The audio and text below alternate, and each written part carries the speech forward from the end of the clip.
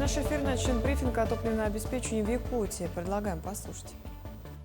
На сегодняшний день, 11 августа, по Томодской нефтебазе суточный лимит реализации бензина марки АИ-92 увеличен с 20 до 25 тонн.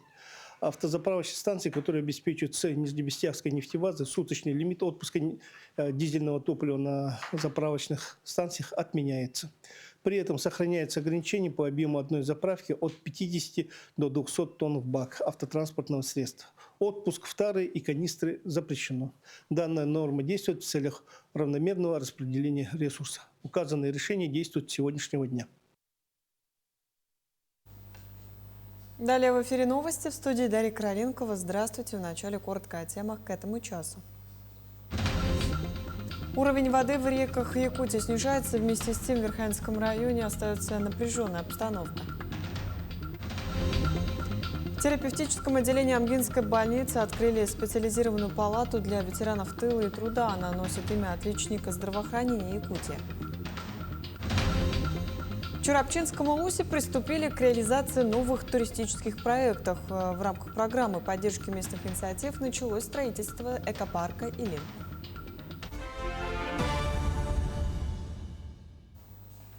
Уровень воды в реках Якутии снижается. Вместе с тем в Верхоянском районе остается напряженная обстановка. Погода внесет свои коррективы. По данным гидрометеослужбы, в период с 13 по 15 августа на территории региона ожидаются сильные осадки в Кобяйском, Тамбонском и Верхоянском районах. На реках Сартан, Тулгулах и Адача прогнозируется еще одна волна дождевого паводка.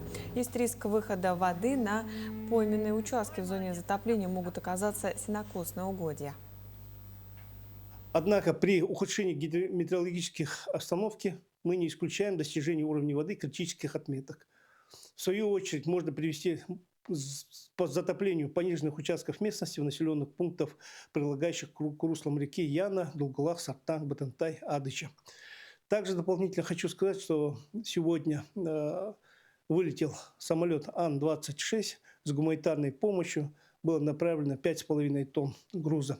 Работа по обеспечению населения всем необходимым продолжается в штатном режиме.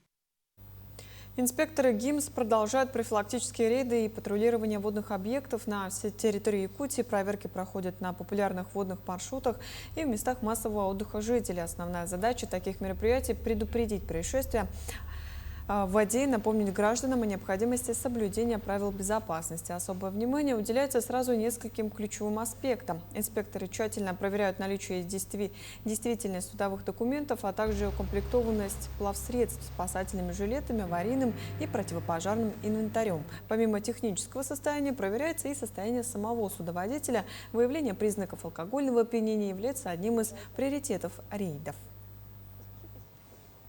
Особое внимание у нас делается при патрулированиях это на профилактических мероприятиях, то есть мы объясняем судоводителям, что как правильно себя безопасно вести на водных объектах, чтобы пассажиры одевались все в спасательные жилеты, чтобы судоводители проводили с ними инструктаж по технике безопасности. Также обращаем внимание на документы судоводителям, чтобы они были в исправном положении.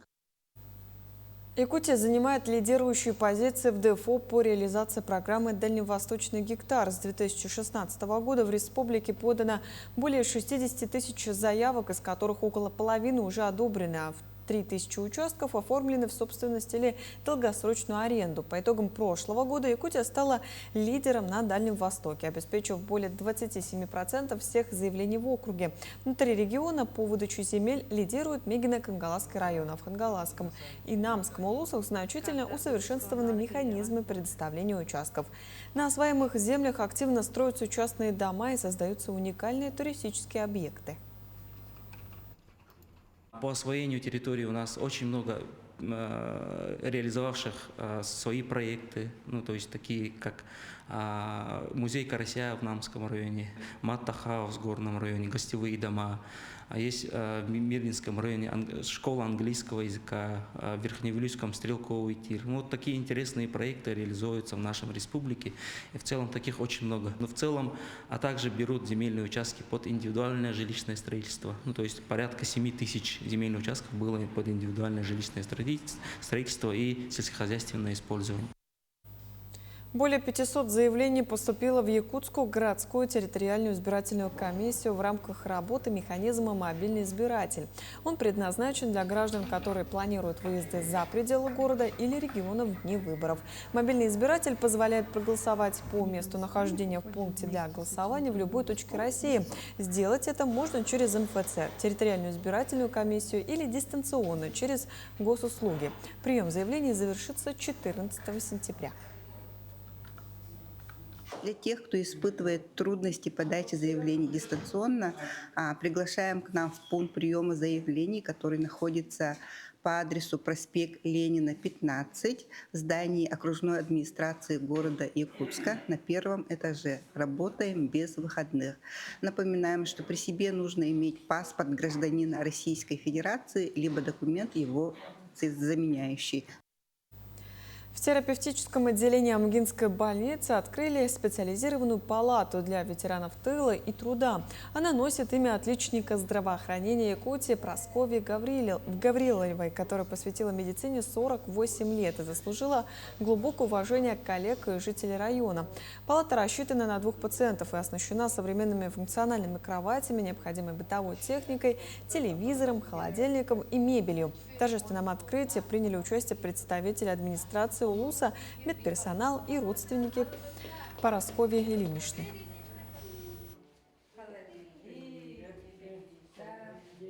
Эта палата, как вы видите, очень уютная. Здесь чувствуется именно доброта, забота и любовь родственников Прасковьи Ильиничны, нашего ветерана, который проработал 48 лет в сфере здравоохранения. И для нас, как руководство Амгинской ЦРБ, большая честь увековечить память о нашем ветеране и ввести в работу вот эту палату для ветеранов, где будут лечиться, как говорится, поправлять свое здоровье наши ветераны в таких хороших, уютных, теплых условиях. Мы надеемся, что такой проект войдет в силу, и другие наши ветераны, другие родственники тоже будут заинтересованы в том, чтобы увековечить имена и память о своих близких родственников и ветеранах. В реабилитационном отделении Центра содействия семейному воспитанию Верхневилюйске ежегодно собирают богатый урожай овощей и бахчевых культур. Благодаря грантовой поддержке на территории учреждения установлены 4 большие теплицы, где помимо традиционных огурцов и помидоров выращивают арбузы, дыни и тыквы. Воспитанники центра в игровой форме помогают персоналу ухаживать за растениями, что позволяет им ежедневно получать свежие натуральные витамины. Кроме того, территорию отделения украшают масштабные композиции из 1000 цветов. К нам поступают дети с 3 до 18 лет. Во время их реабилитации в центре в летнее время учим ухаживать за овощными культурами и цветами. Практические занятия у нас проходят в игровой форме.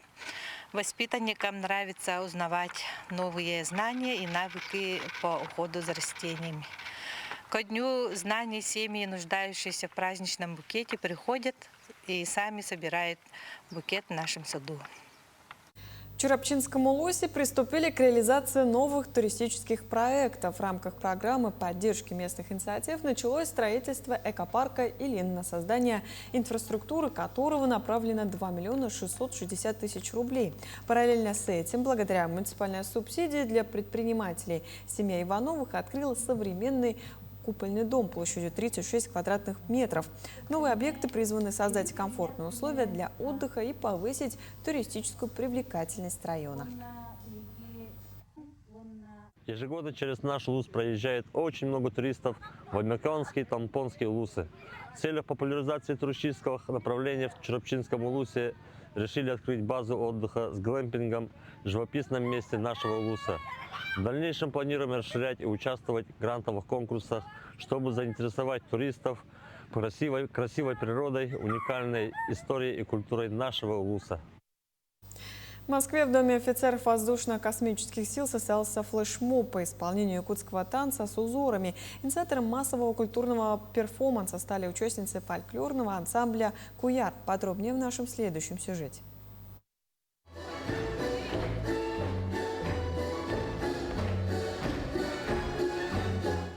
Московском доме офицеров воздушно-космических сил премьера. Якутский танец с узорами в исполнении военнослужащих Семеновского полка. В группе поддержки солдат-срочников весь зрительный зал.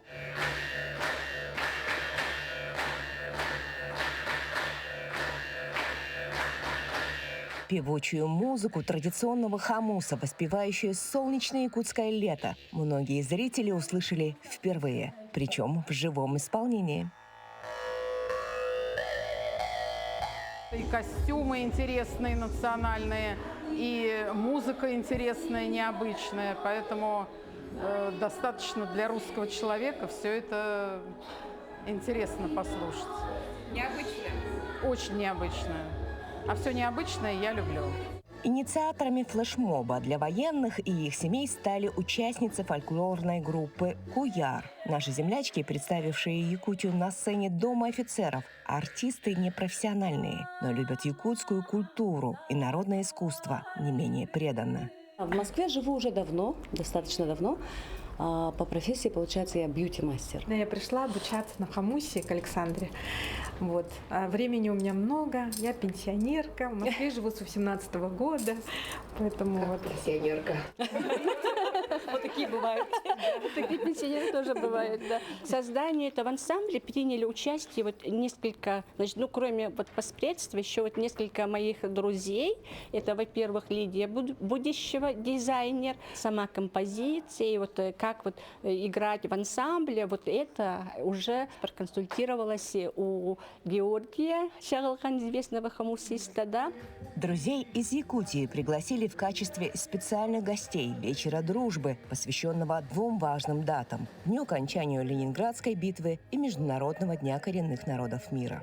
Мы рады приветствовать всех в наших уютных стенах Центрального офицерского клуба воздушно-космических сил.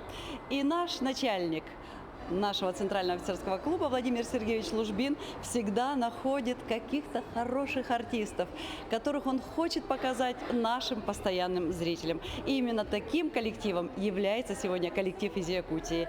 Уже в октябре этническая группа «Куяр» выступит перед зрителями международного фестиваля в Индии. Участницы ансамбля представят якутский таюк, хамус и зажигательный осохой.